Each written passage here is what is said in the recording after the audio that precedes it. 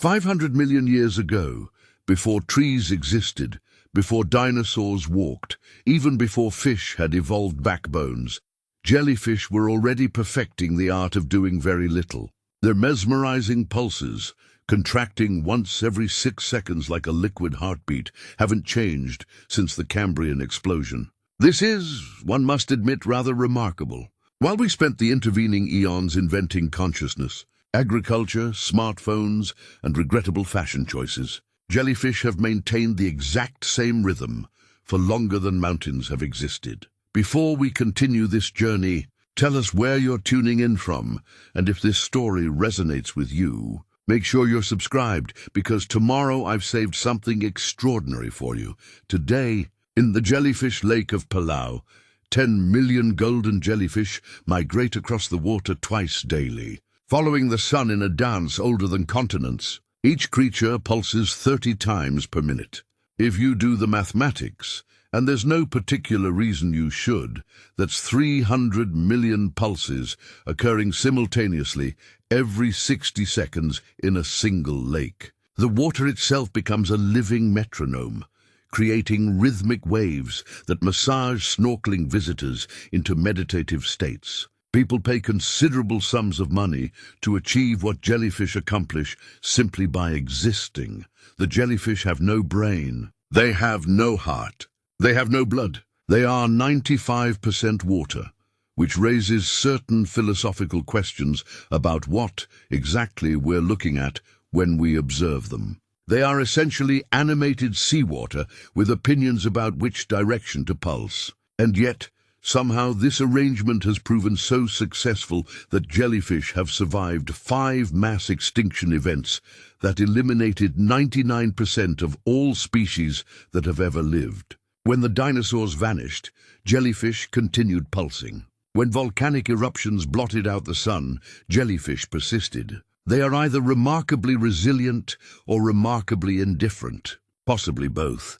The story deepens with the immortal jellyfish, Turritopsis dohrnii, discovered accidentally in 1988 by a German marine biology student who forgot about some jellyfish in a tank and returned to find them younger than when he left. This is not, generally speaking, how biology works. When stressed by injury, starvation, or simply the ennui of mortality, this tiny creature, no bigger than a pinky nail, transforms back into a polyp, essentially pressing the reset button on its life cycle. Scientists have observed single specimens cycling through this process 12 times in laboratory conditions, theoretically capable of living forever. Let us pause to consider the implications. An organism exists that can, when circumstances become unfavorable, simply decide to become young again.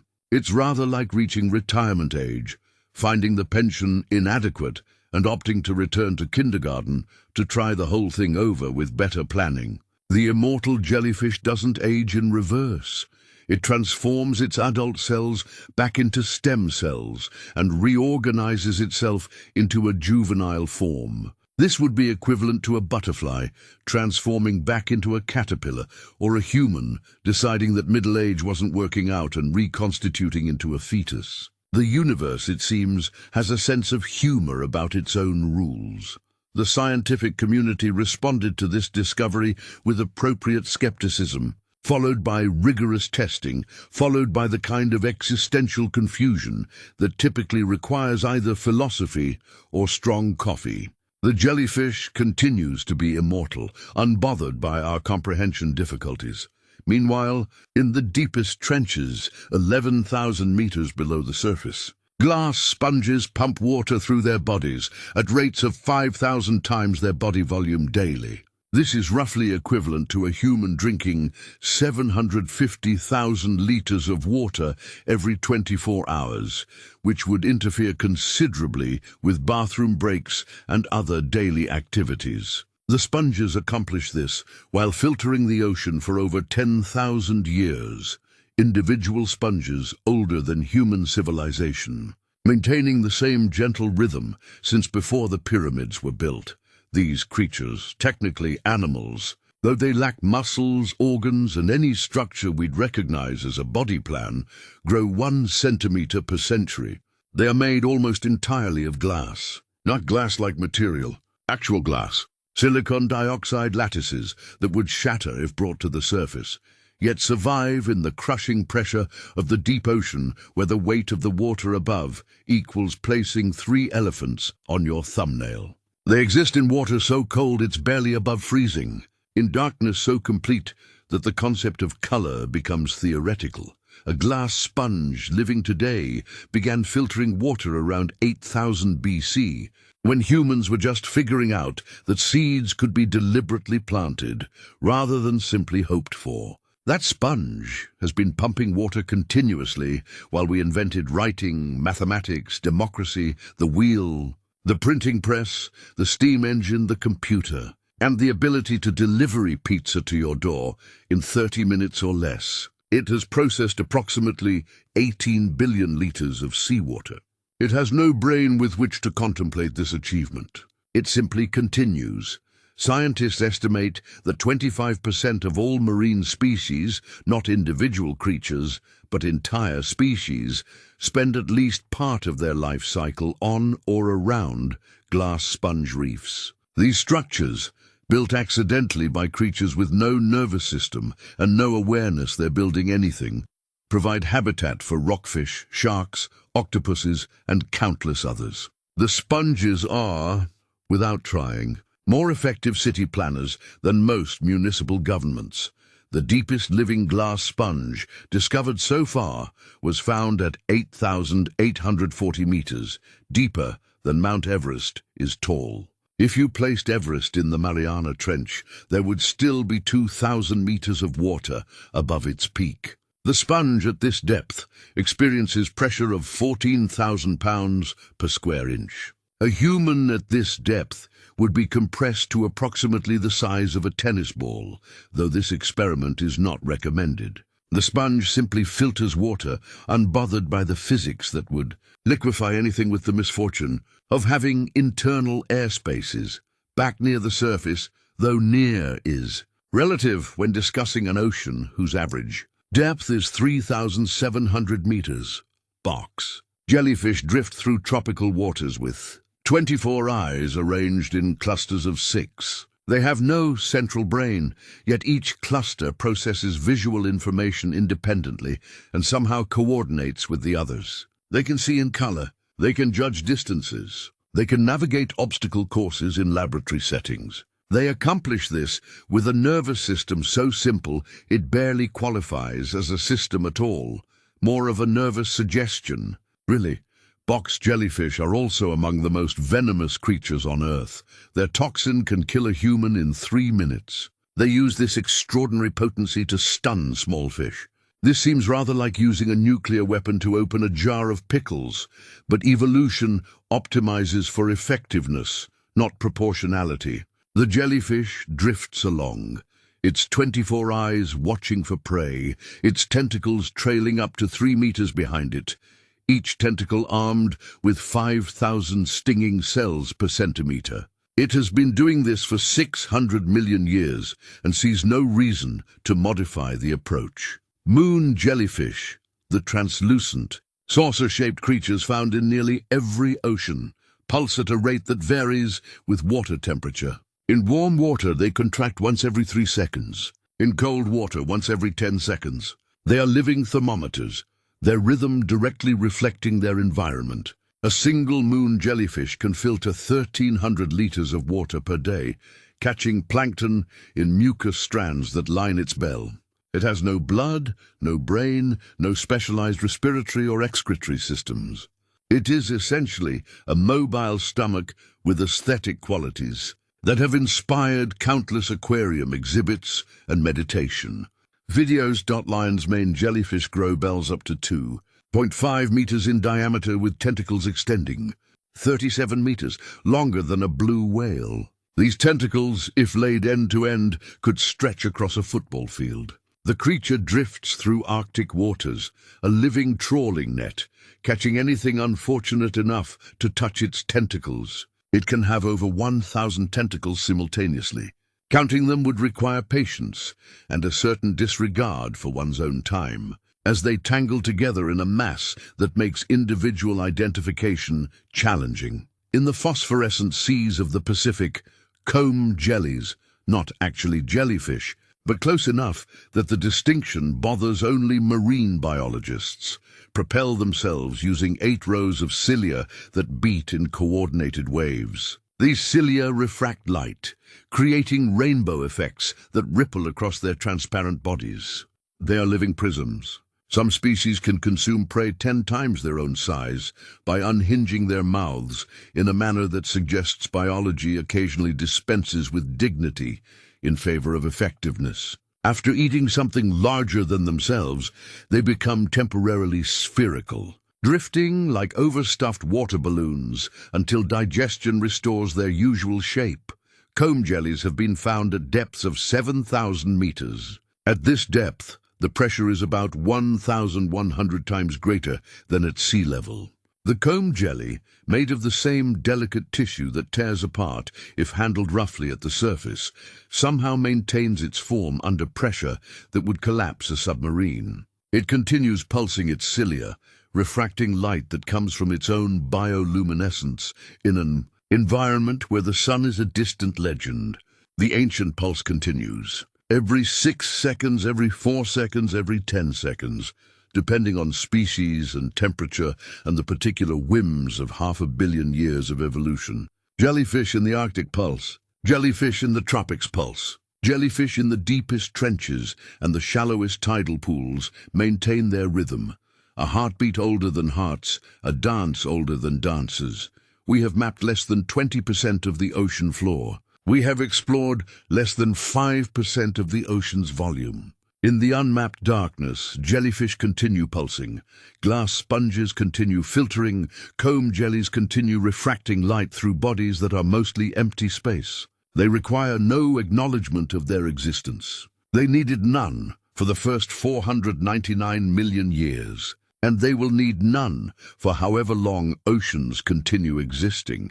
The immortal jellyfish, somewhere in the world's oceans, is at this moment transforming back into a polyp, preparing to live its life again. The glass sponge that began growing when humans first learned to farm is still filtering water, still building structures that will outlast our cities. The moon jellyfish pulses 30 times per minute, same as it has for eons, will continue for eons more, bothered by neither our observation nor our absence. This is, one must admit, rather remarkable. Between 200 and 1,000 meters deep lies the twilight zone, where 90% of Earth's fish live in perpetual dusk. The sun exists as rumor here, a dim glow filtering down through water that absorbs red light first, then orange, then yellow, until only the blues and greens remain, and finally nothing at all. This is the ocean's largest habitat, larger than all forests, all deserts, all grasslands combined, and we know less about it than we know about the surface of Mars. This says something about humanity's priorities. Though what exactly it says depends on your opinion about Mars. Here unfolds the planet's greatest migration. Every night, 10 billion tons of creatures rise toward the surface, then descend at dawn.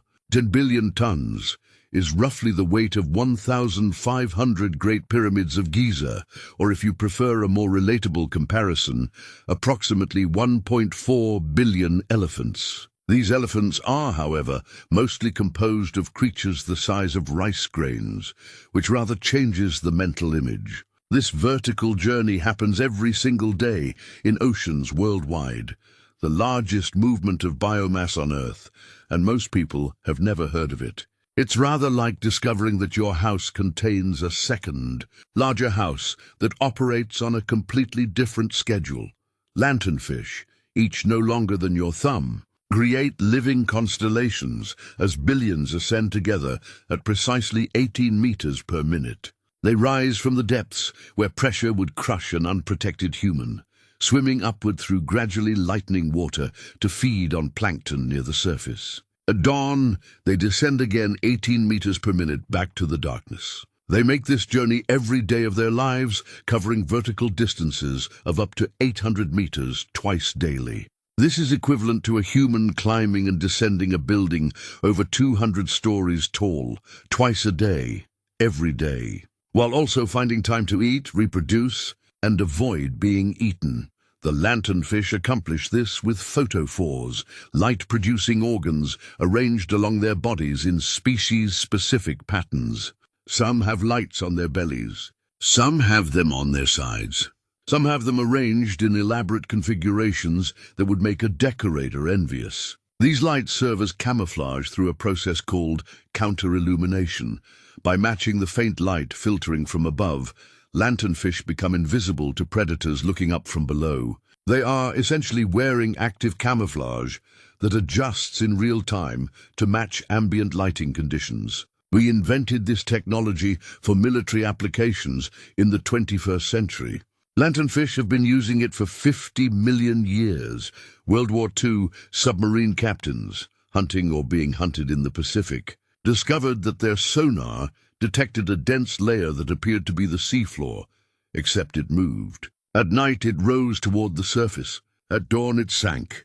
It became known as the deep scattering layer, and it baffled military scientists until someone realized they were detecting the combined mass of billions upon billions of small fish, shrimp and squid, all equipped with swim bladders that reflected sonar.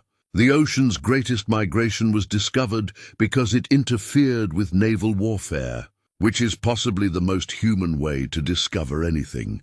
These submarine captains found they could use the layer's depth to estimate the time of day. If sonar showed the layer at 400 meters, it was midnight. If it showed the layer ascending, dawn approached. The lanternfish, utterly indifferent to global politics, provided accurate timekeeping in an environment where conventional methods failed. They continue to do so, though submarines now have better chronometers, and the lanternfish remain unaware of their brief service to human navigation. The vampire squid lives in this twilight realm, and despite its fearsome name, Vampiroteuthis infernalis, vampire squid from hell, it's about as threatening as a floating handkerchief. It feeds by deploying a web of mucus that catches marine snow, dead plankton, fecal pellets, and the occasional deceased organism drifting down like underwater snowflakes at 2 centimeters per second.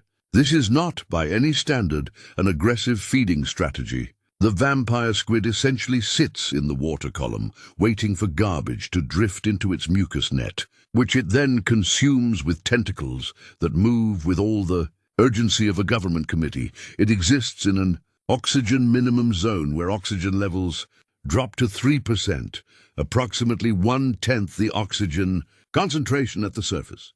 Most creatures would suffocate. Most creatures do suffoculate. The vampire squid enters a state called metabolic suppression, reducing its energy needs to nearly nothing. Its heart beats just twice per minute. For comparison, a human heart at rest beats about 60 to 100 times per minute. If your heart rate dropped to 2 beats per minute, medical professionals would have concerns. The vampire squid considers this Tuesday. The creature has the lowest metabolic rate of any cephalopod, the group that includes octopuses, cuttlefish and squid, typically known for their energy and intelligence. The vampire squid appears to have opted out of the family tradition in favor of extreme energy conservation. It can survive on an amount of food that would starve its relatives, drifting through water where oxygen is scarce and opportunities even scarcer, content to wait for death to rain down from above in the form of marine snow. This is either a brilliant adaptation or the aquatic equivalent of lying on a couch eating delivery food for one's entire life. Depending on your philosophical stance, when threatened, the vampire squid turns itself inside out, wrapping its webbed arms over its body and exposing chiri, small, fleshy protrusions covered in spines that make it look considerably less appetizing. It also produces bioluminescent mucus from the tips of its arms, and then shoots this glowing cloud at predators while fleeing in the opposite direction. The predator is left contemplating a cloud of light, while the vampire squid, moving at what for it constitutes high speed, about 5 centimeters per second, makes its escape. It's rather like throwing a handful of glitter at an attacker and waddling away while they're distracted. Giant larvaceans drift through this same twilight zone. Transparent architects, the size of golf balls, building structures that rival their own engineering achievements. These creatures, which resemble tadpoles if tadpoles were made of glass, construct mucus houses 1 meter across. The houses take about 4 hours to build and serve as elaborate filters, pumping water through intricate meshes that trap particles as small as bacteria. The larvacean sits in the center of this structure, like a tiny maestro conducting a symphony of filtration. The houses feature multiple chambers with different mesh sizes. The outermost layer filters large particles. Inner layers catch progressively smaller ones. Water enters through carefully positioned ports, flows through the filtering chambers, and exits through exhaust tunnels. The entire structure maintains its shape through the precise application of mucus with varying consistencies. Some layers are firm, others flexible, all engineered to function in water where any mistake in construction would mean starvation. The larvacean accomplishes this with a brain approximately the size of a grain of salt.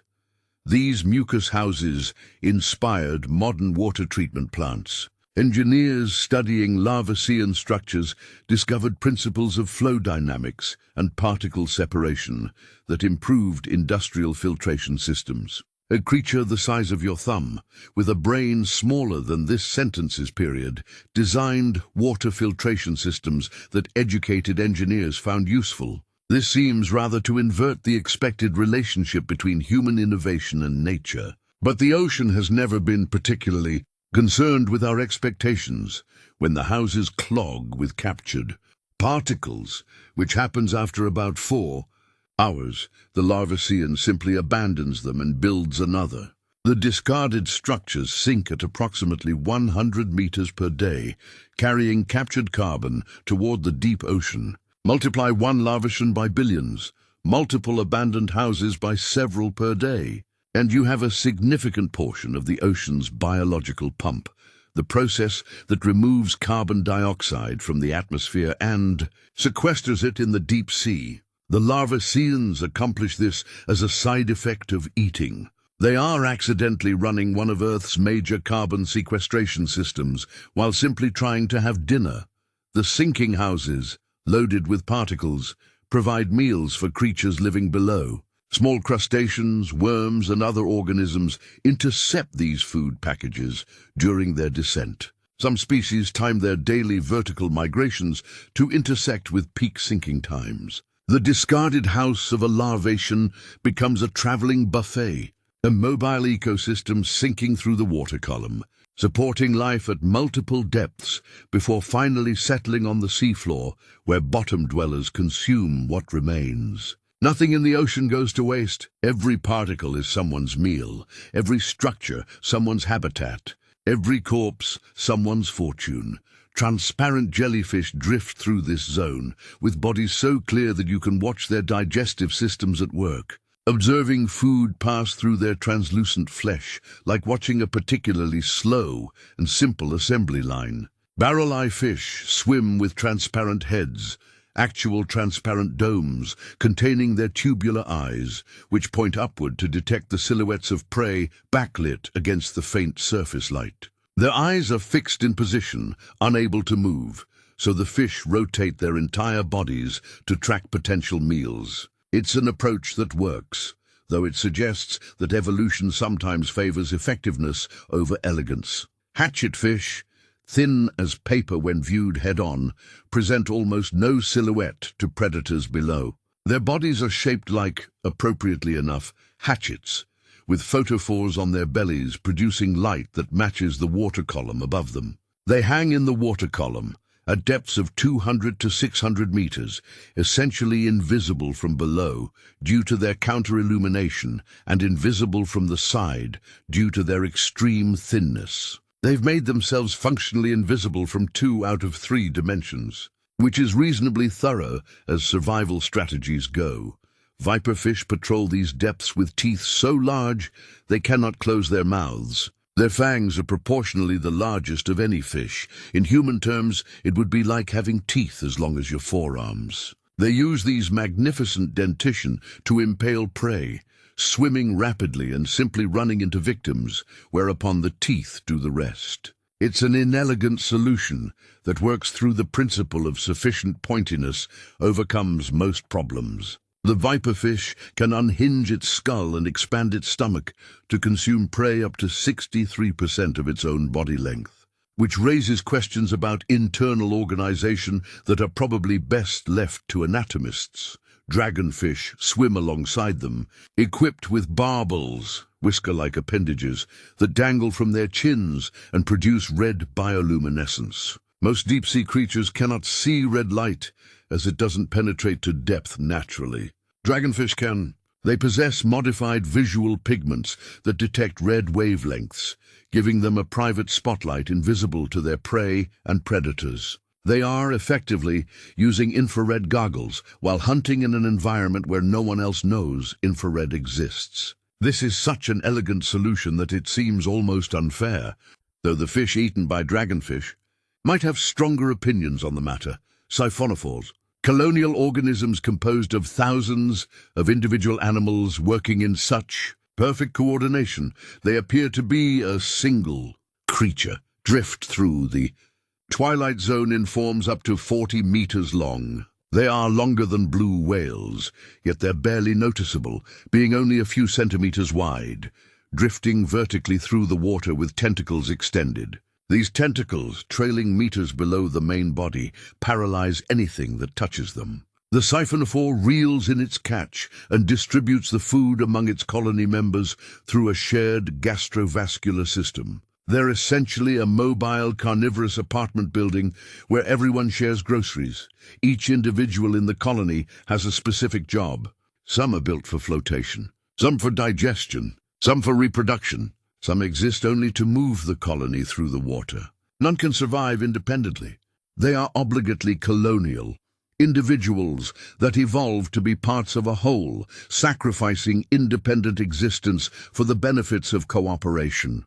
This arrangement has proven successful enough that siphonophores are among the most abundant predators in the Twilight Zone, which suggests something about the value of cooperation, though possibly also about the advantages of having 50 meters of paralytic tentacles. This realm of perpetual twilight contains an estimated 10 billion tons of fish, more than all the fish in the rest of the ocean combined.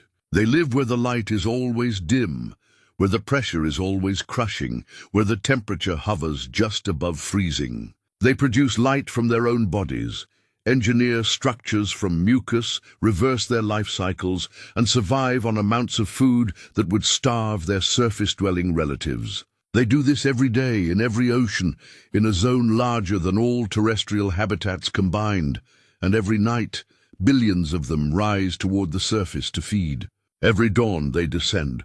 The rhythm continues unbroken, indifferent to observation.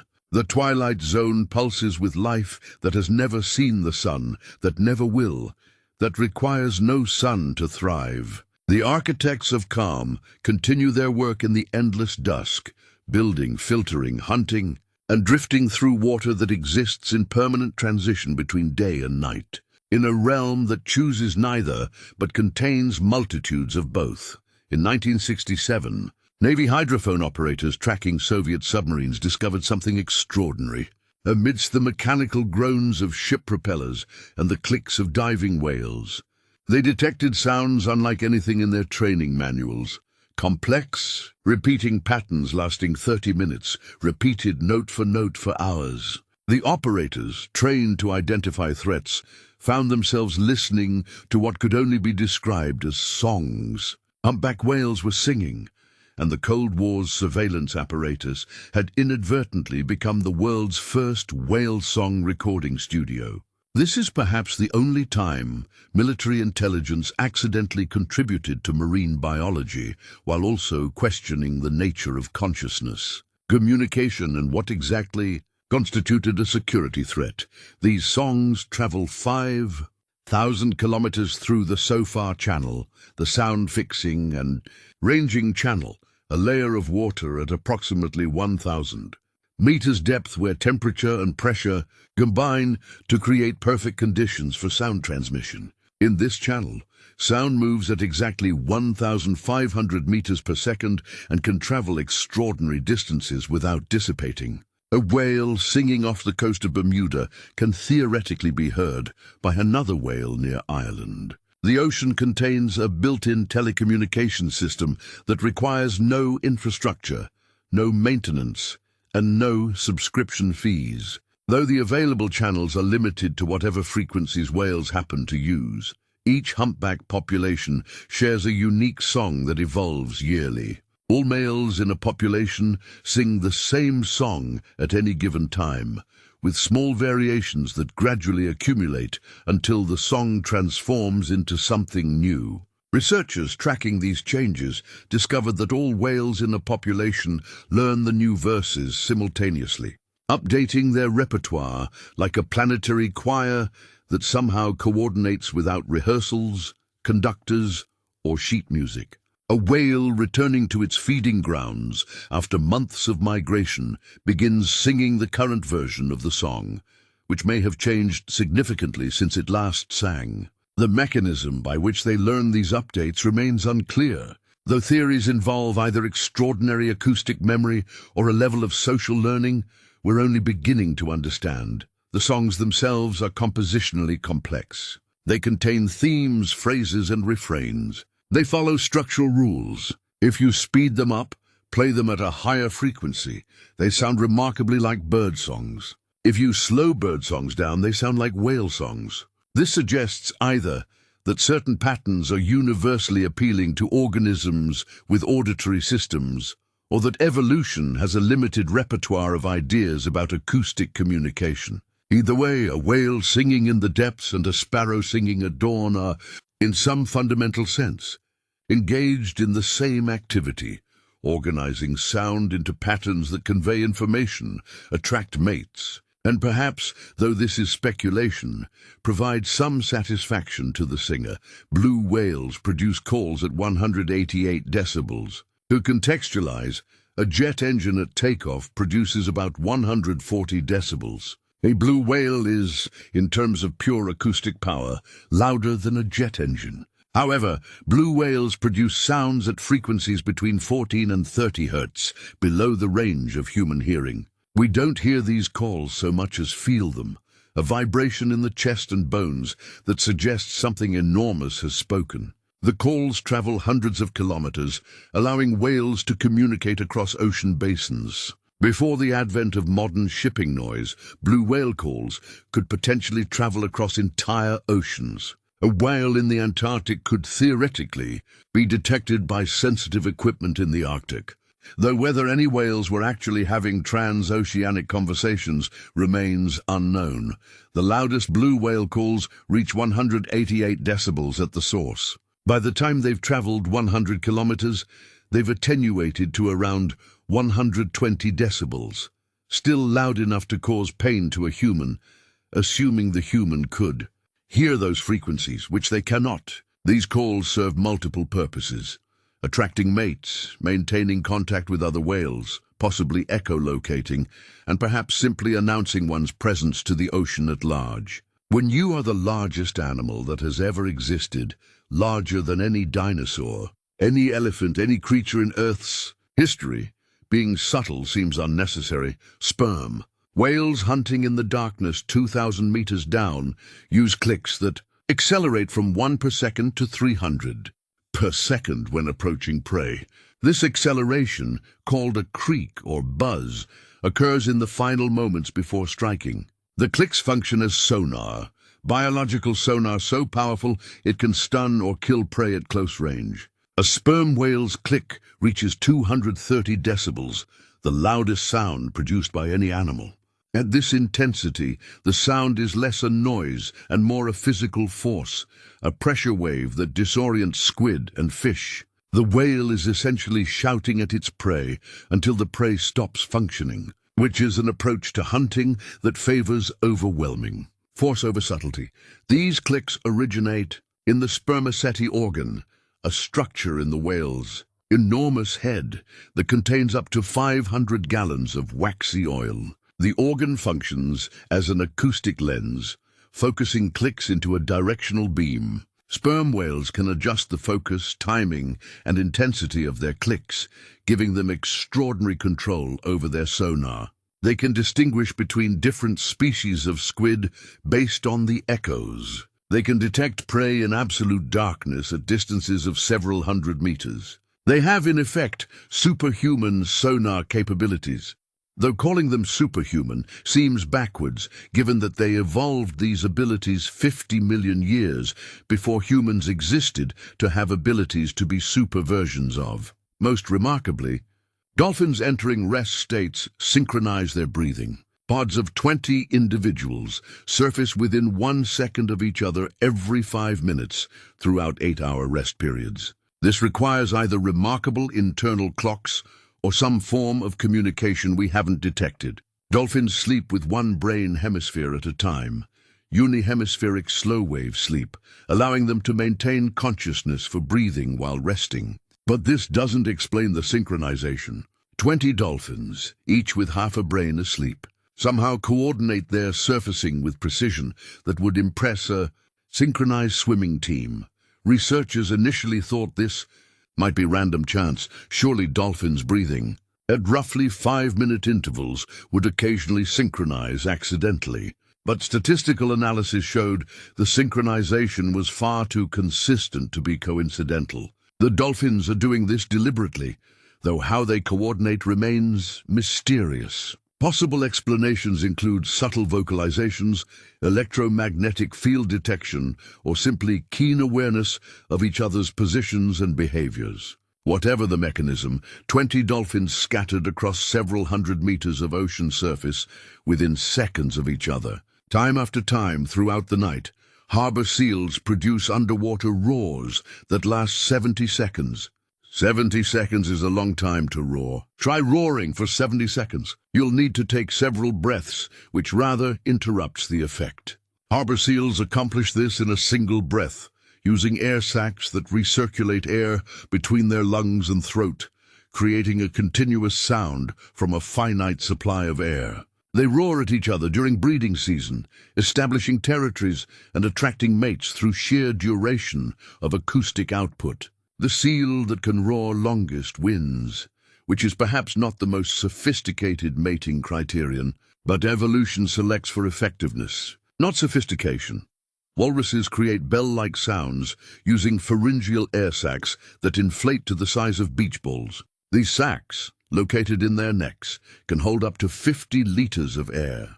The walrus inflates them and then vibrates the air inside, producing pure tones that carry through the water with remarkable clarity. Males perform elaborate displays, combining these bells with whistles, clicks, and percussive sounds they make by slapping their throats. The entire performance can last several minutes and involves acoustic, visual, and presumably olfactory components that combine into a display designed to impress female walruses, which it apparently does, or there would be significantly fewer walruses. Bearded seals sing during breeding season, actual songs with rhythmic structure and repeated phrases. The songs descend in frequency, starting around 400 hertz and dropping to 100 hertz over 10 to 15 seconds, creating a downward spiral of sound that carries through the ice. Multiple males sing simultaneously, their songs overlapping in a chorus that reverberates through Arctic waters. The seals can hear each other's songs and apparently use them to space themselves out, maintaining territories through acoustic means rather than physical confrontation. It's rather like neighbors establishing property lines by singing loudly until everyone agrees to stay on their own side. Orcas, technically the largest dolphins, though calling them dolphins seems to undersell their majesty, possess dialects. Different pods produce different call repertoires, with variations so distinct that researchers can identify which pod an orca belongs to simply by recording its calls. These dialects are learned, not innate. Calves learn their pod's calls from their mothers and maintain these dialects throughout their lives, even when populations mix. An orca from one pod introduced to another pod will maintain its original dialect, marking it as clearly foreign as a British accent at a Texas barbecue. Some orca populations have developed specialized vocabularies for different activities. Norwegian orcas produce different calls when hunting herring than when traveling. They have effectively different acoustic modes for different contexts, work language and casual language, if you will. This suggests not just communication, but contextual communication, the ability to modify vocal output based on current needs. It's the difference between having words and having register, the ability to adjust language to circumstance, a cognitive complexity we generally associate with considerably larger brains. Though orca brains are actually quite large, weighing around 6 kilograms compared to the average human brain's 1.4 kilograms. Bowhead whales living in the Arctic ice produce songs that change constantly. Unlike humpbacks, which maintain seasonal consistency, bowhead songs appear to be improvised, with individuals creating new variations on existing themes in real time. Researchers recording bowhead whales over multiple years have documented over 184 different songs, with new songs appearing regularly. Whether this represents individual creativity, cultural evolution, or simple variation remains debatable.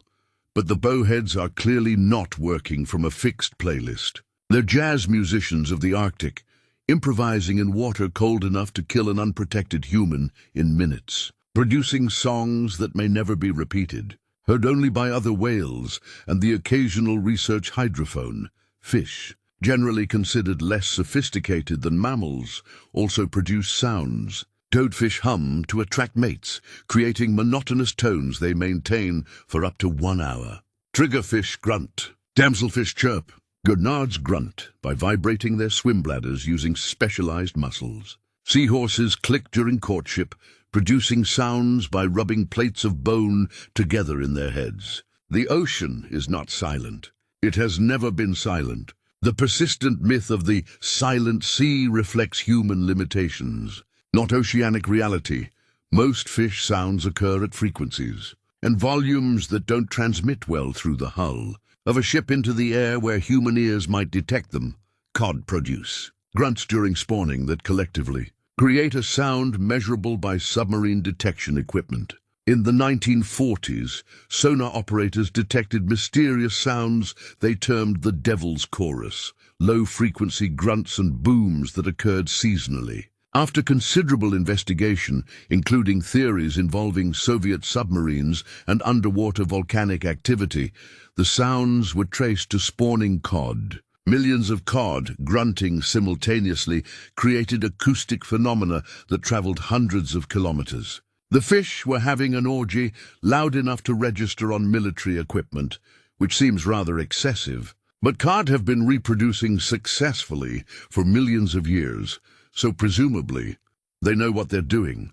Snapping shrimp, small crustaceans abundant in tropical and temperate waters, produce sounds that collectively dominate the underwater soundscape in shallow areas. Individual shrimp snap their claws shut so rapidly that they create cavitation bubbles, tiny voids in the water that collapse with a pop loud enough to stun prey. The collapse reaches 218 decibels at the source and produces a flash of light called sonoluminescence. A shrimp, no larger than your finger, produces sounds louder than most marine mammals, while also creating light through the sheer violence of collapsing water. One snapping shrimp is annoying. Millions of snapping shrimp create a crackling soundscape that interferes with sonar, whale communication, and presumably the ability of any creature with ears to think clearly. During World War II, submarines discovered they could hide in areas with large snapping shrimp populations because the shrimp noise masked the submarine's acoustic signature. The shrimp, utterly indifferent to global politics, provided acoustic camouflage to anyone capable of operating near them, which demonstrates that even the smallest creatures can have geopolitical implications. If there are enough of them making noise simultaneously, the ocean hums with voices we're only beginning to understand. Songs that travel oceans, clicks that stun squid. Roars that last longer than any human could sustain. Synchronized breathing, dialects, improvisation. The sea is not silent and never has been. Every creature with the capacity to produce sound appears to have opinions about when and how to do so, and most of them have been expressing these opinions considerably longer than humans have had opinions about anything. The songs continue beneath the silence we imagine exists, in water that carries sound better than air, across distances that make terrestrial communication seem quaint by comparison. The ocean sings, and we've only just started listening. The whale shark, reaching lengths of 18 meters and weighing 21 tons, feeds by swimming at 3.5 kilometers per hour with its mouth open 1.5 meters wide, filtering 2,000 tons of water hourly to extract just 30 kilograms of plankton daily. This is, from an efficiency standpoint, rather appalling. The whale shark processes approximately 66,000 liters of water to obtain 1 kilogram of food. For comparison, a human drinking water at this efficiency would need to consume about 2,000 liters to obtain the calories in a single sandwich. The whale shark appears unbothered by these mathematics and continues using an approach that has worked for 60 million years, which is arguably the ultimate validation of any strategy. Its throat is only the width of a quarter, physically incapable of swallowing anything larger than a thumb. This seems an oversight in an animal that could theoretically swallow a basketball without expanding its mouth. But evolution prioritized filter-feeding efficiency over maximum intake capacity. The whale shark possesses approximately 3,000 tiny teeth arranged in over 300 rows, serving no apparent function in feeding.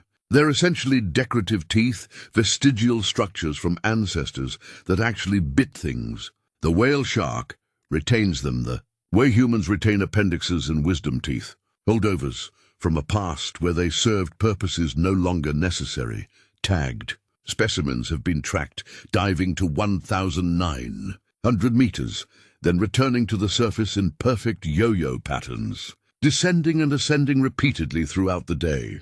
Why they do this remains subject to debate. Theories include thermoregulation, predator avoidance, following prey distributions, and the possibility that pressure changes at depth aid digestion. That last theory suggests whale sharks are diving nearly 2 kilometers to help themselves digest, which seems extraordinarily committed to digestive health. Though given that they're processing 2,000 tons of water daily, perhaps additional measures are warranted. These dives take them to depths where pressure exceeds 280 atmospheres, 280 times the pressure at sea level. The whale shark, with no specialized adaptations for pressure resistance beyond being essentially a very large, flexible bag, simply tolerates this. Its body compresses slightly, then re-expands upon ascent, the whole process apparently causing no distress. They've been observed making these dives casually, as though traveling between environments that would kill most creatures is merely a commute between feeding spots. Whale sharks live for an estimated 70 to 130 years, though confirming this is difficult, as they rarely cooperate with researchers trying to determine their age. They reach sexual maturity around 30 years old and may only reproduce every few years, giving birth to live young, up to 300 at a time, though most don't survive. A whale shark can theoretically produce thousands of offspring over its lifetime, yet populations grow slowly, if at all. Most juveniles are eaten by something faster and more aggressive, which seems unfair, but accurately reflects the ocean's position on fairness.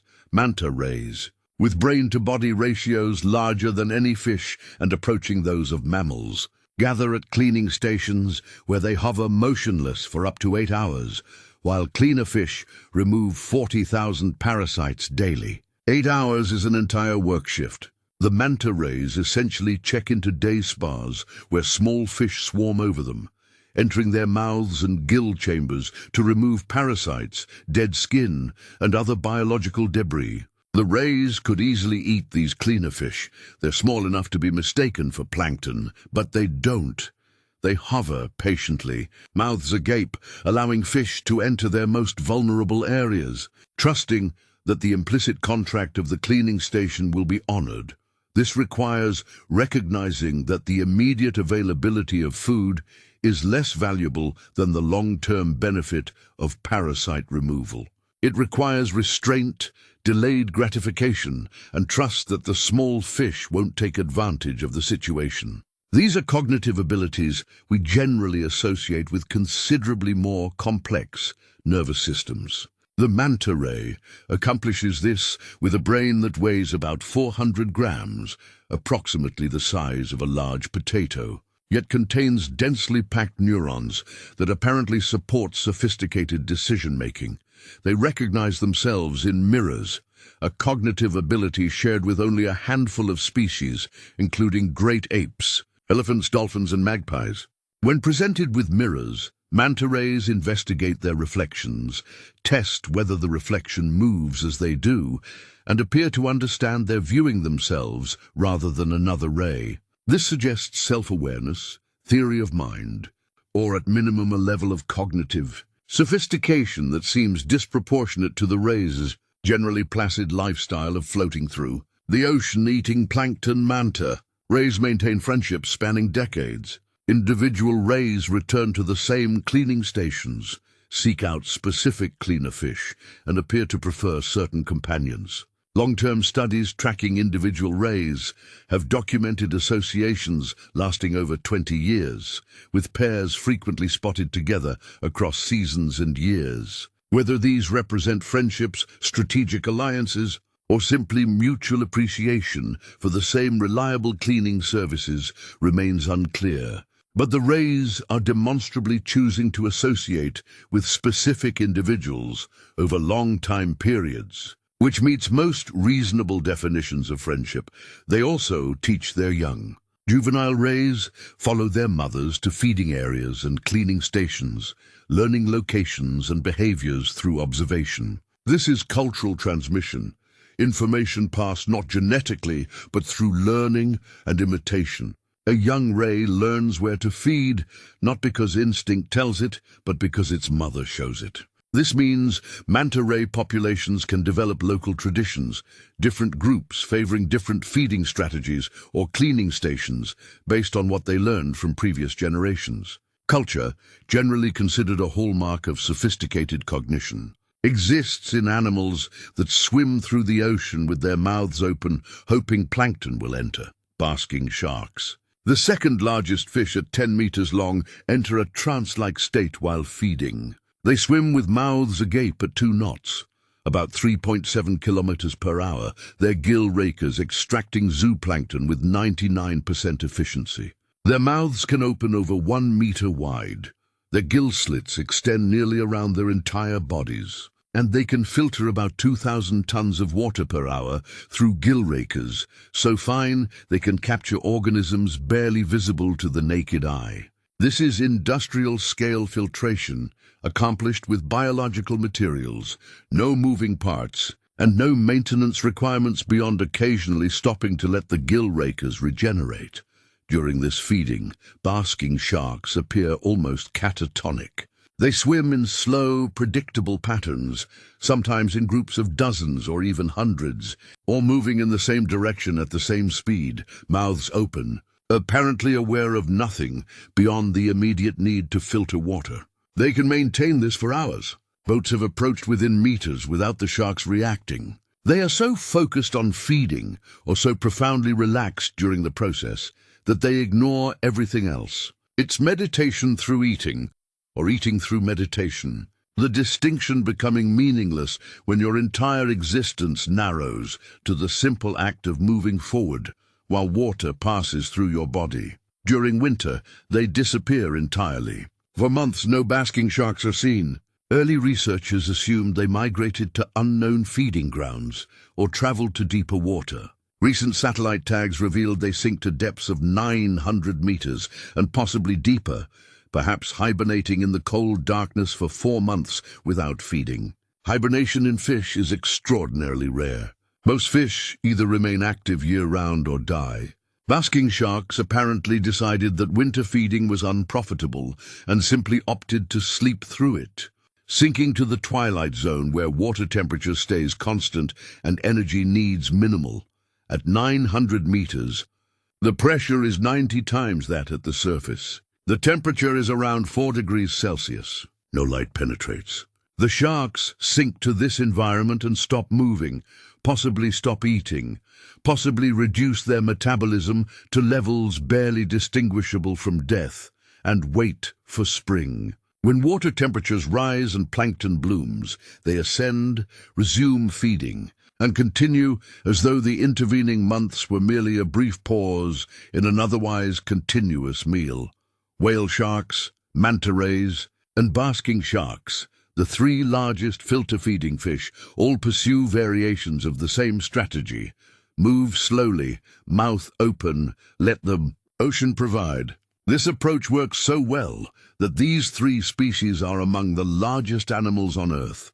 The whale shark is the largest fish. The basking shark is the 2nd largest. Manta rays reach 7 meters across. They achieve these sizes, eating organisms invisible to the naked eye, growing slowly and steadily by processing vast quantities of water and extracting tiny creatures from it. They are proof that gentle persistence, applied over sufficient time, produces results that aggression and speed cannot match. Greenland sharks, which can reach 7 meters in length and live for over 400 years, swim through Arctic waters at 1.2 kilometers per hour. This is approximately the speed of a slow walk. They are, by any measure, phenomenally slow. They hunt seals by ambushing them while they sleep. The seals, capable of swimming at speeds up to 35 kilometers per hour, are theoretically impossible to catch by a shark swimming at 1.2 kilometers per hour. The sharks catch them anyway, suggesting that seals are very heavy sleepers, or that the sharks are more cunning than their speed would suggest, or possibly both. Greenland sharks live so long that individuals alive today were born before the United States existed as a nation. A shark hatched in 1776 could still be swimming Arctic waters, having outlived every human born in the same year, every institution created during its lifetime, and multiple complete technological revolutions. These sharks were swimming before electricity, before steam engines, before indoor plumbing, before humanity understood that germs cause disease. They continue swimming at 1.2 kilometers per hour, through the same waters, presumably eating the same descendants of seals their ancestors ate, unbothered by the fact that the surface world has completely transformed, while their world remains essentially unchanged. They reach sexual maturity around 150 years old. This means a Greenland shark born today won't reproduce until approximately 2170.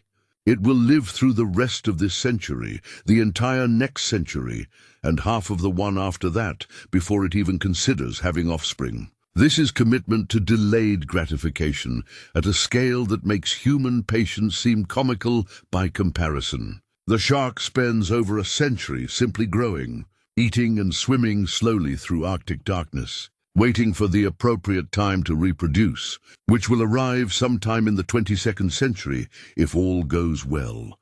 They're also nearly blind.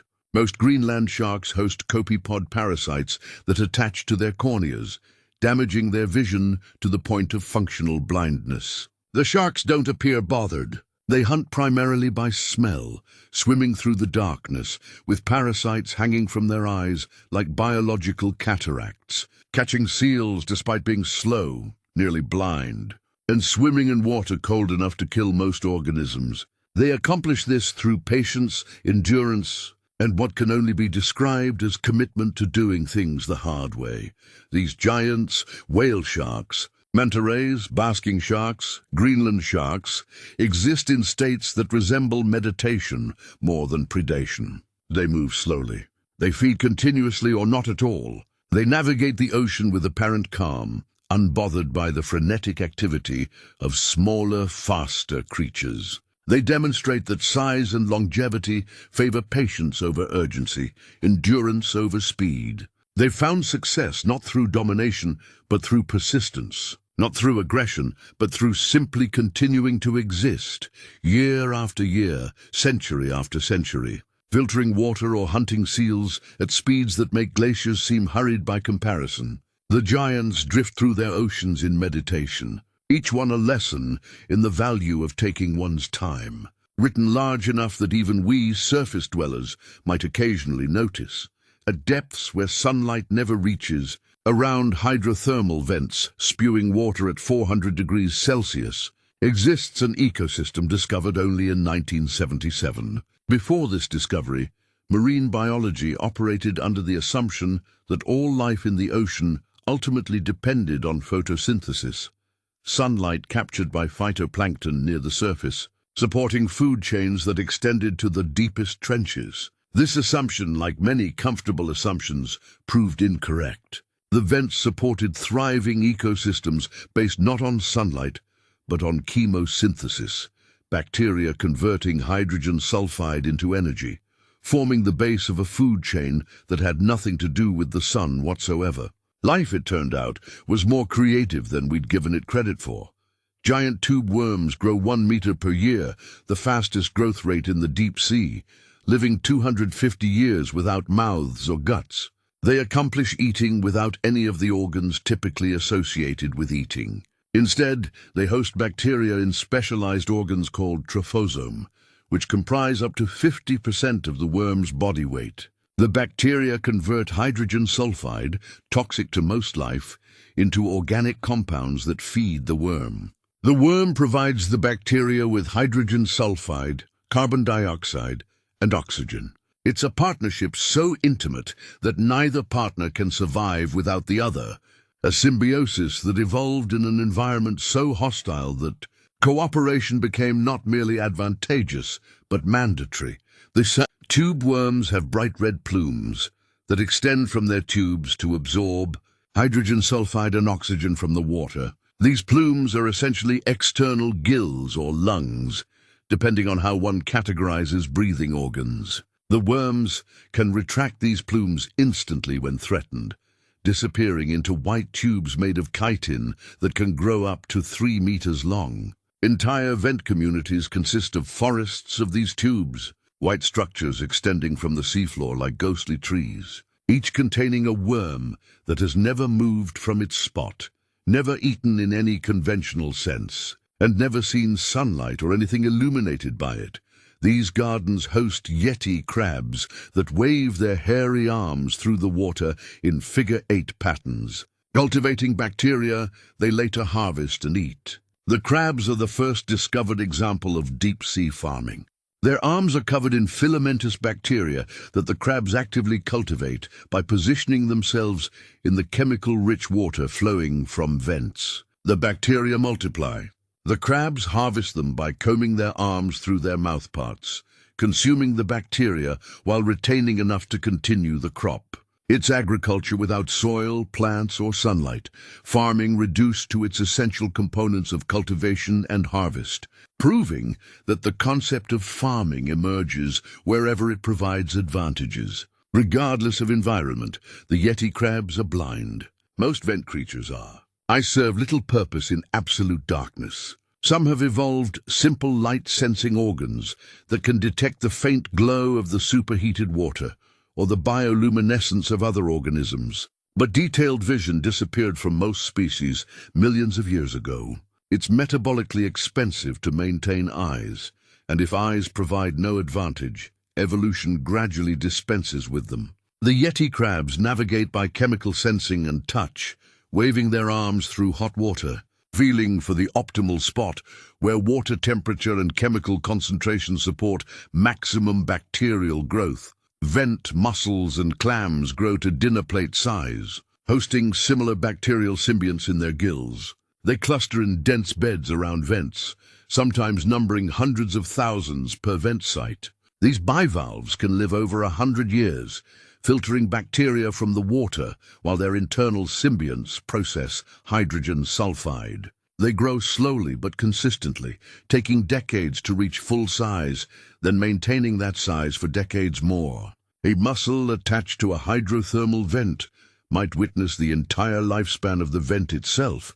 Vents remain active for 20 to 100 years before the underlying geology shifts and the flow ceases, at which point the ecosystem dies and dispersing larvae must find new vents to colonize. In the midnight zone, deep-sea corals grow 1 millimeter per year, forming reefs 8,000 years old. 1 millimeter per year means a coral 1 meter tall has been growing for 1,000 years. These reefs predate recorded human history. They began growing before the Bronze Age, continued through the rise and fall of civilizations, and persist today, still accumulating 1 millimeter annually, unbothered by the surface world's accelerating pace. They provide habitat for deep-sea fish, crustaceans, and numerous other organisms that have evolved to live permanently in the darkness, never seeing the sun, never encountering the frantic activity of shallow water reefs. These deep corals feed on marine snow and occasionally larger food falls, dead whales, large fish, any organic material sinking from above. They extend polyps to catch passing particles, process them slowly with metabolisms adapted to cold temperatures, and grow incrementally. Their skeletons, made of calcium carbonate or protein depending on species, accumulate over centuries into structures meters tall. Scientists can date these corals by counting growth rings, similar to dating trees, revealing information about past ocean conditions. The corals are living archives, their skeletons recording chemical signatures from water that passed by decades or centuries ago. Six-gill sharks, unchanged for 200 million years, patrol these depths with hearts beating just 6 times per minute. 6 beats per minute is less than 1/10 the resting heart rate of a human. These sharks move through water at 4 degrees Celsius, barely above freezing, with metabolism so slow that their energy needs are minimal.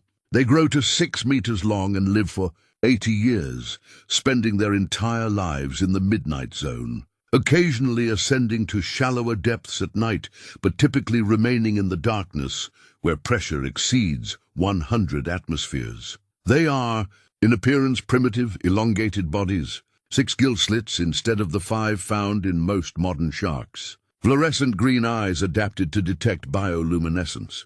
They represent a body plan that proved so successful that evolution saw no reason to modify it substantially over 200 million years. While their relatives evolved, adapted, and diversified, 6-gill sharks continued doing what worked, maintaining the same basic form through the extinction of dinosaurs, the rise of mammals, the evolution of humans, and the development of civilization. They patrol the midnight zone today exactly as their ancestors did in the Triassic, which suggests that if something works well enough, changing it merely introduces risk. Gulper eels, with mouths that unhinge to swallow prey larger than themselves, use their bioluminescent tail tips to lure victims in the darkness, where pressure reaches 100 times that at sea level. The eels look like animated socks with enormous mouths. Their bodies are mostly mouth and stomach, with minimal additional structures. They can open their mouths wide enough to engulf fish several times their own size, their jaws unhinging and their stomachs expanding to accommodate the meal. After consuming something large, they become visibly distorted, the shape of the prey visible through their transparent skin, drifting through the water column, looking somewhat absurd, but successfully fed. The bioluminescent lure at their tail tip glows pink or red. The eels wave this lure in complex patterns, attracting prey that investigates what they presume is a small glowing organism. Whereupon they discover they've approached the wrong end of an eel with a mouth larger than seems physically reasonable. The eels live at depths between 500 and 3,000 meters, where water pressure would instantly kill most surface creatures but provides no obstacle to organisms that evolved there. They move slowly, conserving energy. Their enormous mouths ready to engulf whatever comes within range.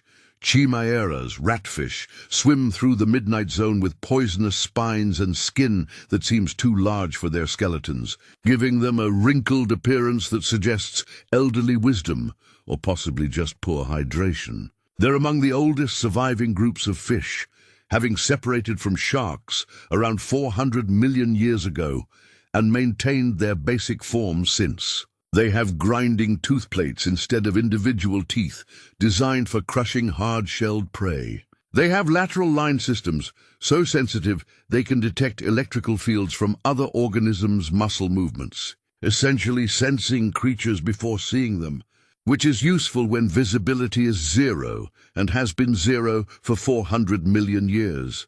They reproduce by laying eggs in cases that resemble leather pouches, which attach to the seafloor and develop for months or even years before hatching.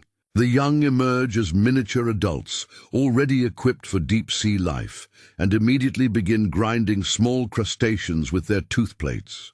They live 50 years or more, growing slowly, reproducing infrequently, and drifting through the darkness in the same pattern their ancestors established when the deepest parts of the ocean first became habitable.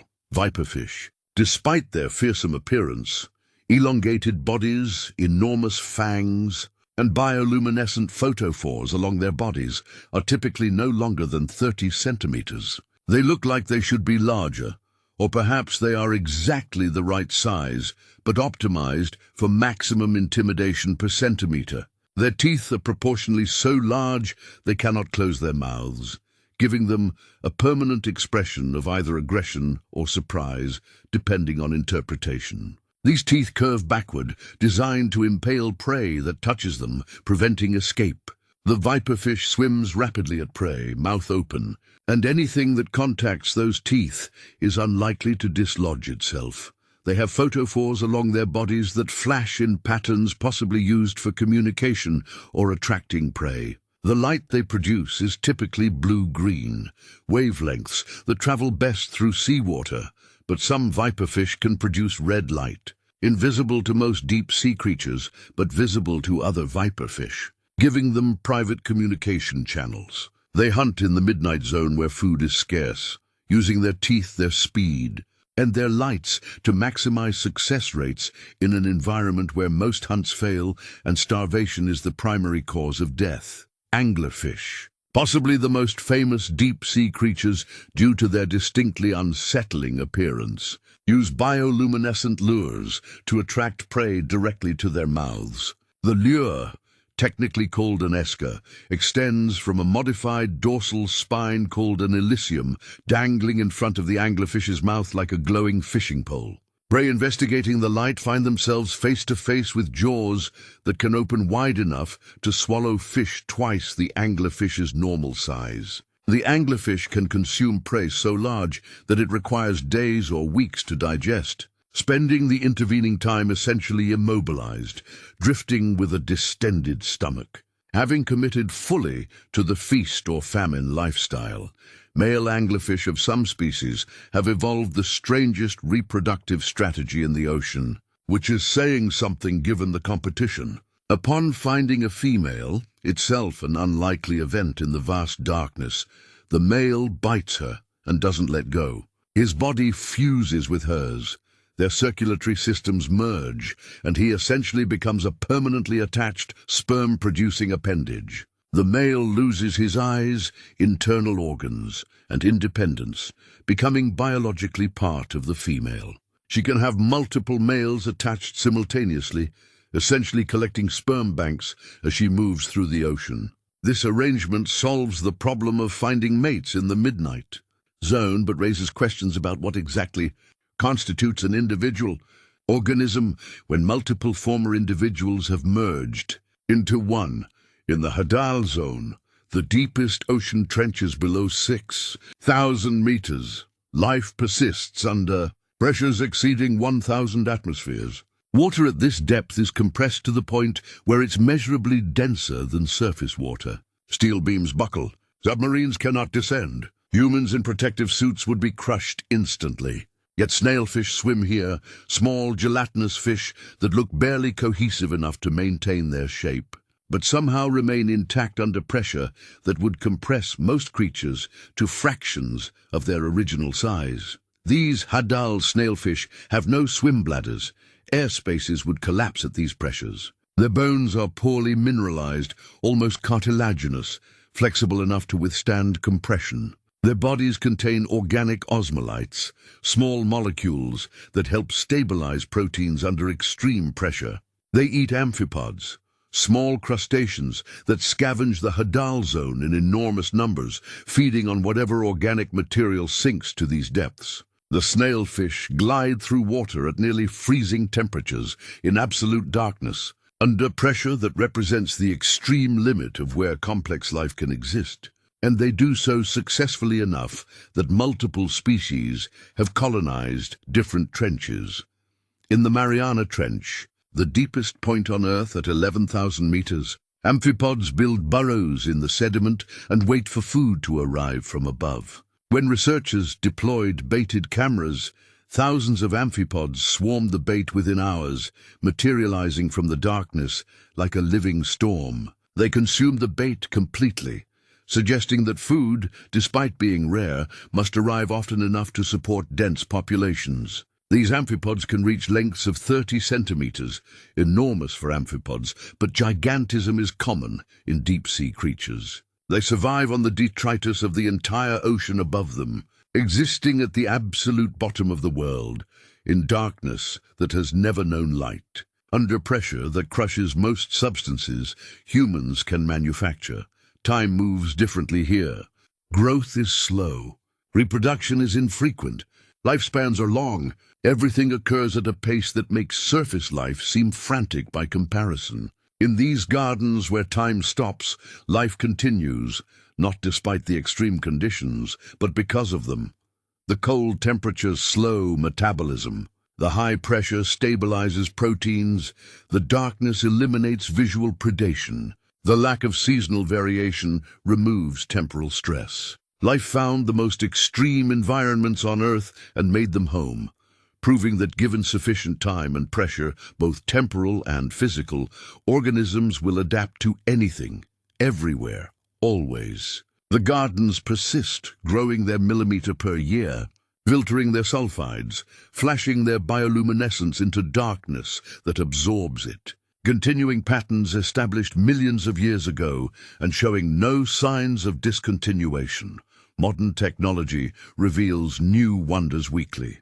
In 2018, scientists discovered that octopuses build cities, aggregations of up to 15 individuals living peacefully in structures they construct from shells and debris. This discovery challenged everything we thought we knew about these supposedly solitary creatures who were meant to be loners, hermits of the seafloor, meeting only briefly for reproduction before returning to isolated existences. Instead, cameras revealed octopuses maintaining neighborhoods, with individual denes arranged around shared spaces, discarded shells piled strategically to create walls and boundaries. Almost like urban planning executed by creatures with no formal training in civil engineering. These settlements, dubbed Octlantis and Octopolis by researchers who apparently couldn't resist the wordplay, demonstrate behaviors previously considered beyond octopus capabilities. The residents don't simply tolerate each other, they interact. They communicate through color changes and postures. They appear to recognize individuals. They engage in what looks like play. They've been observed evicting unwanted residents, defending territories, and occasionally cooperating to chase off intruders. Whether this constitutes genuine social behavior or simply efficient use of prime real estate remains debatable. But the octopuses are clearly making deliberate choices about proximity to others of their species, which suggests something more complex than accidental congregation. The fact that we discovered this in 2018, not 1818 or even 1918, but 2018, reveals how much we don't know about creatures living in water shallow enough for recreational diving. Octopuses have presumably been building cities for as long as octopuses have existed. And we simply weren't looking in the right places, or looking at the right times, or, perhaps most likely, weren't looking at all. The ocean contains multitudes we haven't catalogued, behaviors we haven't observed, relationships we haven't understood, all happening continuously regardless of whether we're paying attention. Cameras attached to whales revealed they sleep by shutting down one brain hemisphere at a time, spinning slowly in vertical positions for 15-minute power naps, accumulating just 1.5 hours of sleep daily. The whales drift downward during these naps, then wake and swim upward before repeating the cycle. They never fully sleep. One hemisphere remains conscious to maintain breathing, monitor surroundings, and ensure they don't drift too deep or too far from their pod. This is uni-hemispheric slow-wave sleep, the same strategy dolphins use, but scaled to creatures weighing 40 tons, who must surface regularly or drown. 1.5 hours of sleep per day is approximately 1/10 what humans need. If you attempted to function on 90 minutes of sleep daily, you would experience cognitive impairment, physical deterioration, and eventually hallucinations. Whales manage this their entire lives, swimming thousands of kilometers while chronically sleep-deprived by human standards, singing complex songs, coordinating with their pods, hunting successfully, and showing no signs of the dysfunction humans would experience under similar conditions. Either whales have discovered how to function without sleep, or they're experiencing reality in a state of perpetual partial consciousness that we can barely comprehend. Environmental DNA sampling, analyzing water for genetic material shed by organisms, shows that 91% of marine species remain undiscovered. This estimate comes from comparing known species against the diversity detected in water samples, then extrapolating to account for sampling limitations. It suggests that for every 9 marine species we've catalogued, approximately 90 exist that we haven't. The ocean contains somewhere between 700,000 and 1 million eukaryotic species, and we've formally described fewer than 250,000. The remaining 750,000 species are swimming, crawling, drifting, and filtering through the ocean right now. Unnamed, unstudied, unknown, except as brief genetic signatures in water samples. The ocean's midnight zone, larger than all Earth's land surfaces combined, has been less explored than Mars. We have better maps of Mars than of our own seafloor. We've sent more spacecraft to Mars than submersibles to the deepest ocean. This reflects the practical reality that space is, surprisingly, easier to explore than the deep ocean. You can see in space, radio signals travel, and pressure decreases with altitude. The deep ocean is dark, radio opaque, and crushingly pressurized. Every descent requires specialized equipment, significant resources, and considerable risk. Mars sits 400 million kilometers away, but is, in some ways, more accessible than water 5 kilometers below the surface. New species discovered monthly include the bloody belly comb jelly, transparent except for its crimson stomach that hides bioluminescent prey it's consumed. The comb jelly is otherwise completely transparent, drifting through the water column essentially invisible, but its stomach is deep red, specifically red enough to prevent any light from the organisms it's eaten from showing through and advertising its position to predators. This is camouflage through selective opacity, being transparent everywhere, except where transparency would be disadvantageous. The comb jelly didn't choose this coloration through conscious decision.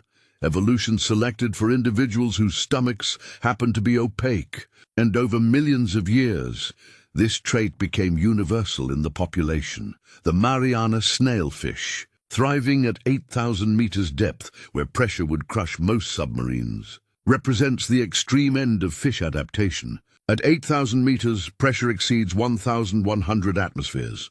The snailfish at this depth has gelatinous flesh, reduced skeletal mineralization, and cellular adaptations that prevent proteins from denaturing under extreme pressure. It feeds on amphipods and other small creatures, grows to approximately 25 centimeters and appears so delicate that it seems barely cohesive. Yet it functions perfectly in an environment that would liquefy most organisms within seconds. Scientists studying these snailfish discovered they produce trimethylamine, an oxide, TMAO, in extremely high concentrations. TMAO is an organic osmolyte that stabilizes proteins under pressure, essentially acting as cellular anti-freeze and anti-crush compounds simultaneously. The deeper a fish lives, the more TMAO it produces. There appears to be an upper limit to how much TMAO a cell can contain before it interferes with other cellular processes, which suggests a maximum depth limit for fish around 8,500 meters. Below this depth, fish as we understand them cannot exist. Their cells simply cannot accumulate enough TMAO to stabilize proteins against the pressure. This means we've discovered not just the deepest living fish, but approximately the deepest possible fish. The extreme limit of where vertebrates can survive. Satellite tracking reveals that great white sharks maintain body temperatures 15 degrees Celsius warmer than surrounding water. They're warm-blooded, or more accurately, regionally endothermic, maintaining elevated temperatures in their core and swimming muscles through a heat exchange system called the rete mirabile. This arrangement allows them to hunt in cold water while maintaining the fast twitch muscle performance required for explosive speed. They're essentially wearing internal heating systems that let them operate as warm water predators in cold water environments, giving them access to prey other sharks cannot efficiently pursue. They navigate using Earth's magnetic field with accuracy to within 50 meters across transoceanic journeys of 12,000 kilometers. Great whites travel between continents, crossing entire ocean basins to reach specific locations, particular islands, coastlines, or deep water features they visited before. They don't follow landmarks, as the open ocean contains no landmarks. They don't follow scent trails, as chemical trails disperse too quickly across such distances. They navigate using the Earth's magnetic field, sensing subtle variations in field strength and orientation that allow them to map their position and maintain bearings across featureless water. They have essentially biological GPS that works globally without satellites, infrastructure, or any equipment beyond structures in their heads that sense magnetic fields. White sharks can detect electrical fields as weak as 1/1000th of a volt. Their ampullae of Lorenzini, gel-filled pores around their heads, detect the electrical fields produced by muscle contractions in other animals. A fish breathing produces detectable electrical signals. A heart beating produces signals. A white shark can detect these from several meters away, allowing it to hunt in murky water or at night when vision provides limited benefit. They essentially have electrical field vision, perceiving their environment through a sensory modality humans don't possess and can barely conceptualize.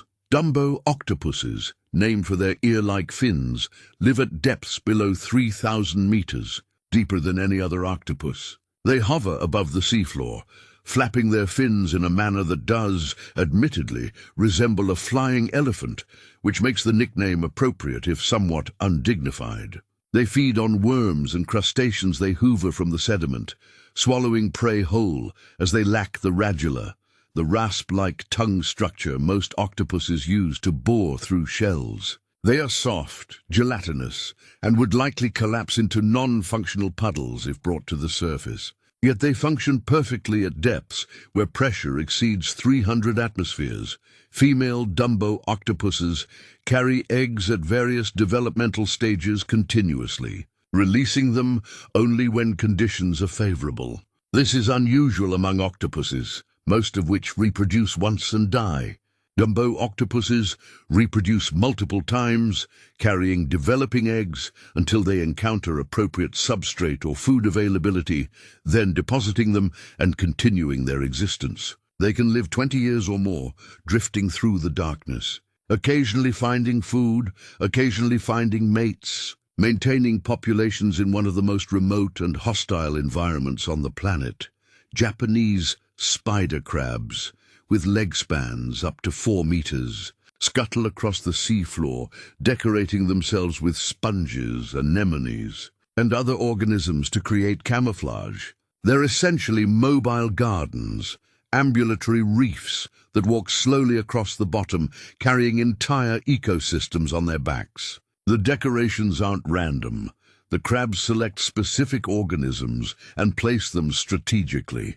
They're engaging in tool use, or fashion, or ecosystem engineering, depending on how you interpret deliberate manipulation of one's environment to achieve specific outcomes. These crabs can live 100 years, growing slowly throughout their lives, adding organisms to their shells, occasionally molting and having to redecorate entirely. A century-old spider crab might have been decorated dozens of times, each time selecting sponges and anemones from its environment, each time creating a unique combination of camouflage and protection. Whether the crab experiences any aesthetic satisfaction from this process is unknowable, but it spends considerable effort arranging organisms on its shell in specific patterns, suggesting at minimum that it cares about the outcome. Mimic octopuses, discovered in Indonesian waters in the 1990s, imitate at least 15 different species, including lionfish, flatfish, sea snakes, and jellyfish. When threatened by damselfish, they imitate sea snakes, predators of damselfish. When crossing open sand, they imitate flounder. When approached by larger fish, they imitate lionfish, spreading their arms to resemble venomous spines. They're performing real-time threat assessment and selecting appropriate defensive mimicry based on the specific predator, which requires recognizing different predator types, remembering which disguise works for each, and executing the disguise convincingly enough that the predator actually leaves. This is cognitive complexity far beyond what we typically associate with invertebrates. The octopus must recognize a threat, classify what type of threat it is, recall which organisms that threat avoids, remember how to imitate that organism, execute the imitation, and maintain it long enough for the threat to leave. This is chain reasoning with multiple decision points, episodic memory, and motor control, sophisticated enough to alter body shape and movement patterns to match different species. And the octopus accomplishes this with a nervous system organized fundamentally differently from vertebrates, suggesting that intelligence can emerge from radically different neural architectures.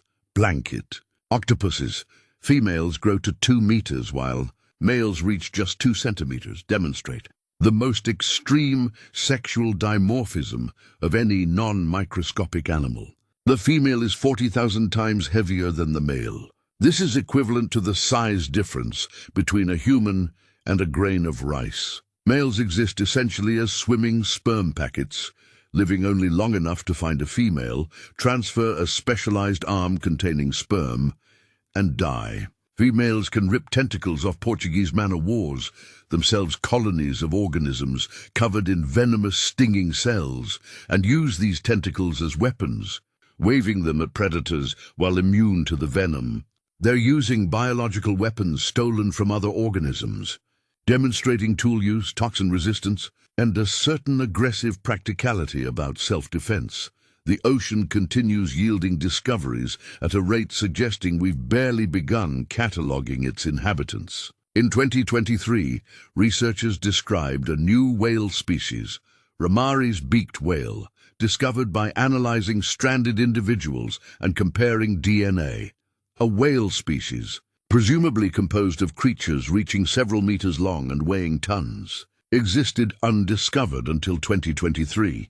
This seems implausible until you consider that beaked whales spend most of their lives in deep water, rarely surface, live in remote areas, and look similar enough to other species that distinguishing them requires DNA analysis. The ocean is large enough and deep enough to hide whales. If we can overlook whales, we've certainly overlooked smaller creatures. The Midnight Zone alone, accounting for 75% of the ocean's volume, remains almost entirely unexplored. Every submersible dive returns with footage of organisms no one has seen before. Every trawl brings up species unrecorded in scientific literature. The ocean contains discoveries waiting in quantities that should be encouraging to anyone entering marine biology, though perhaps daunting to anyone hoping we'll finish cataloguing life during their career. We won't. The ocean is simply too large, too deep, too hostile to comprehensive exploration, and life within it too diverse, too adaptable, and too fond of existing in precisely those places humans find most difficult to reach. The mysteries accumulate faster than we solve them, and tomorrow's ocean will contain more questions than today's, because every answer illuminates 10 things we didn't know we didn't know. The ocean breathes with rhythms unchanged since Earth's waters first formed 3.8 billion years ago. Tides, pulled by the moon, create intertidal zones where life adapts to both ocean and land.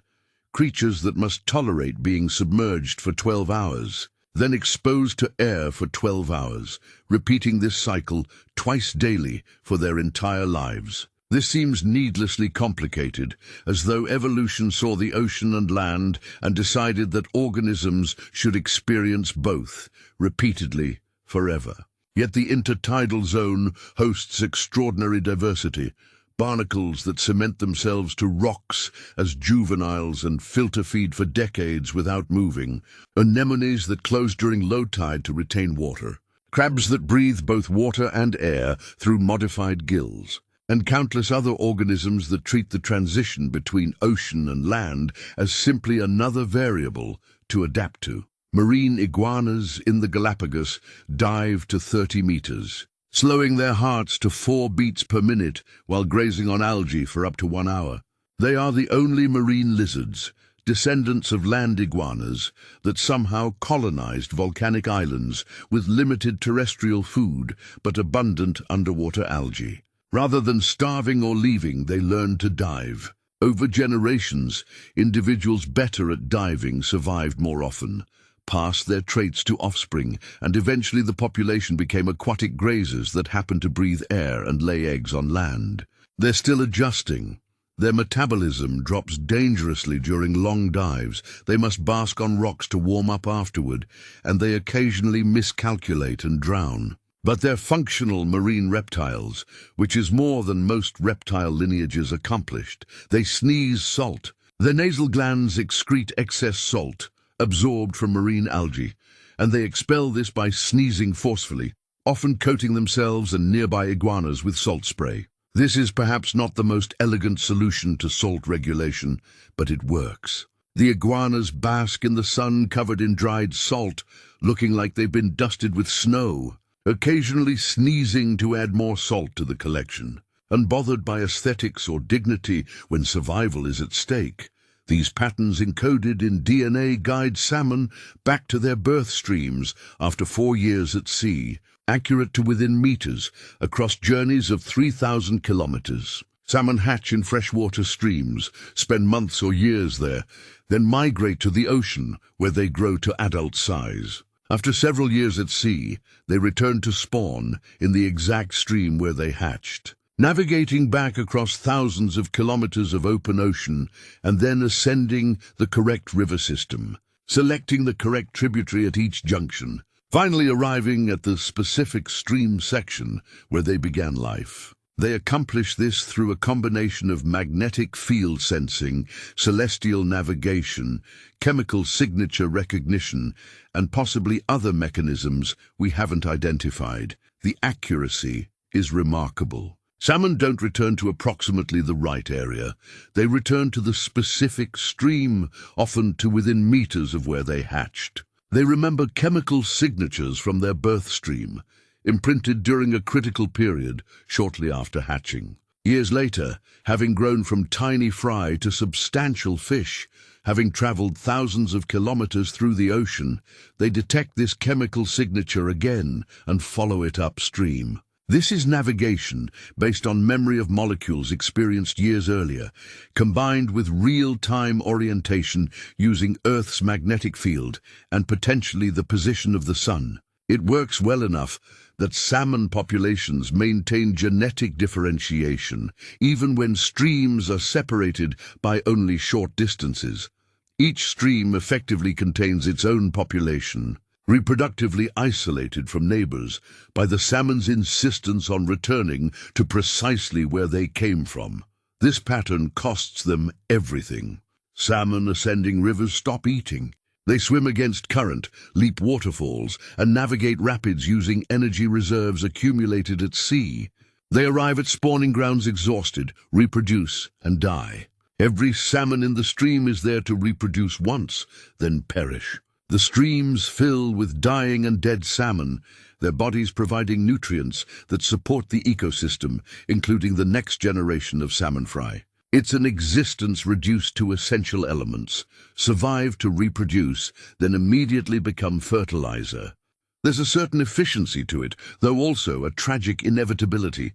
Every salmon swimming upstream is swimming toward its own death, and it knows this, or at least cannot avoid it. Yet continues anyway, because the alternative is to not reproduce, which is evolutionary failure. As oceans warm by 0.13 degrees Celsius per decade, creatures adapt through behavioral changes measurable in real time. This is not evolutionary adaptation that requires generations. This is within lifetime behavioral flexibility, organisms modifying habits fast enough to track changing conditions. 0.13 degrees per decade seems trivial, barely more than 1 degree per century. But ocean organisms are adapted to stable temperatures. Many species live within temperature ranges of just a few degrees. A shift of 1 degree can mean migrating to deeper water, moving poleward, or changing reproductive timing to match prey availability, coral spawning.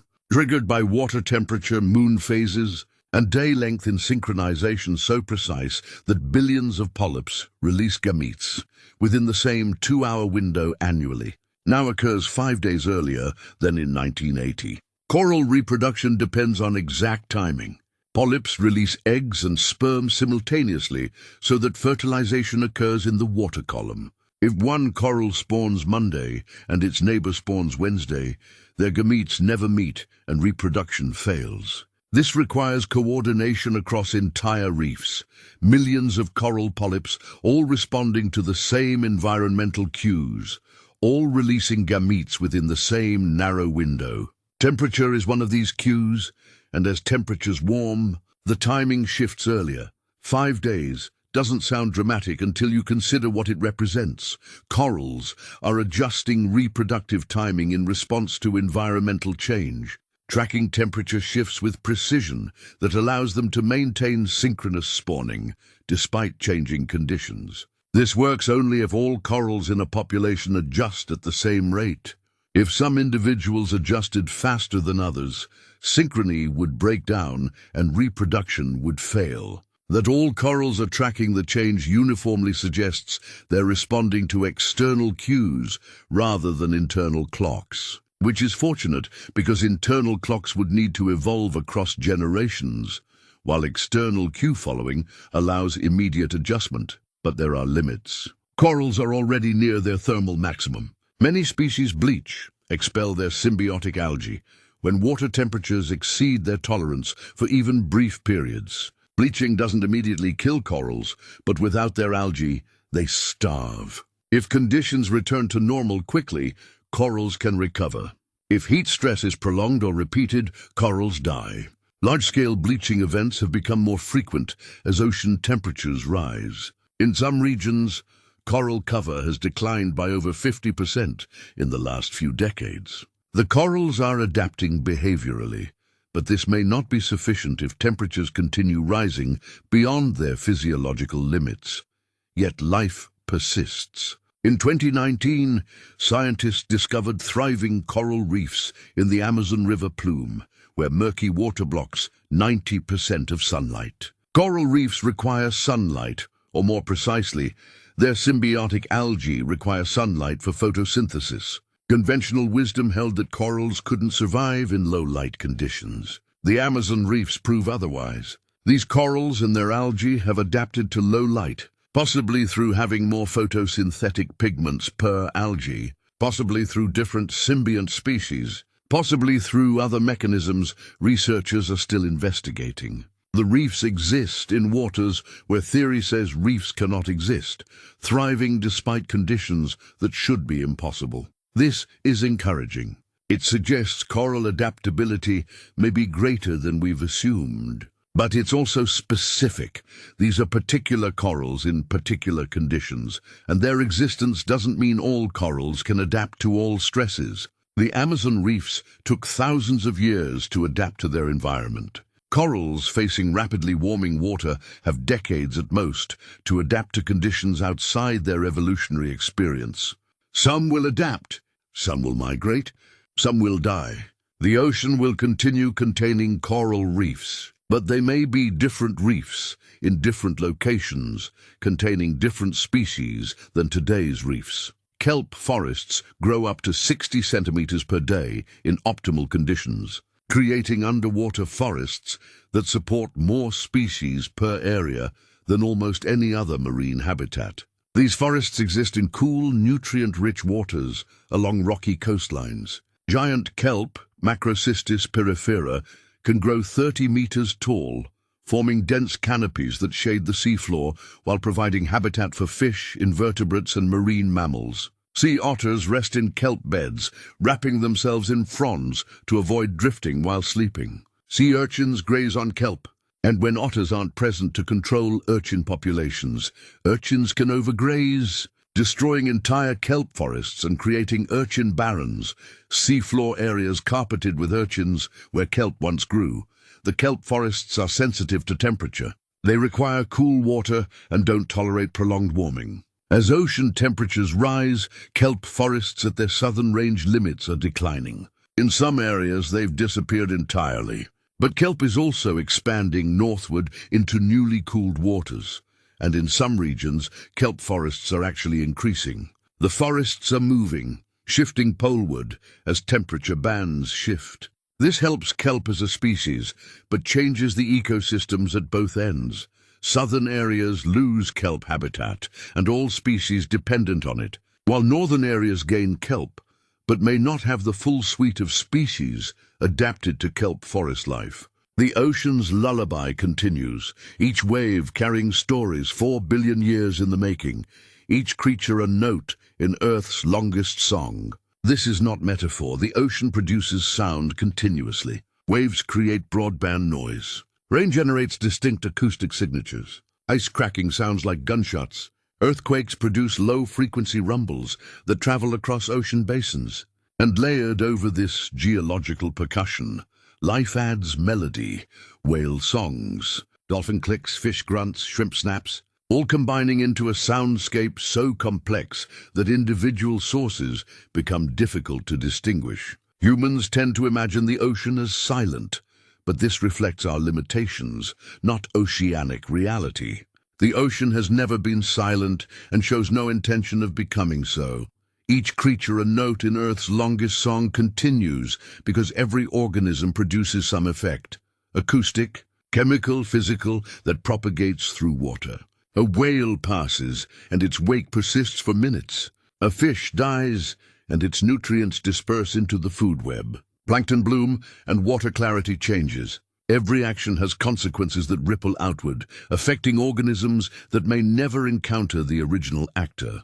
The ocean is not a collection of isolated individuals, but a network of interactions so dense that calling it a web seems insufficient. It's more like a four-dimensional fabric where every thread connects to every other through paths sometimes direct, often circuitous, occasionally spanning entire oceans or complete life cycles.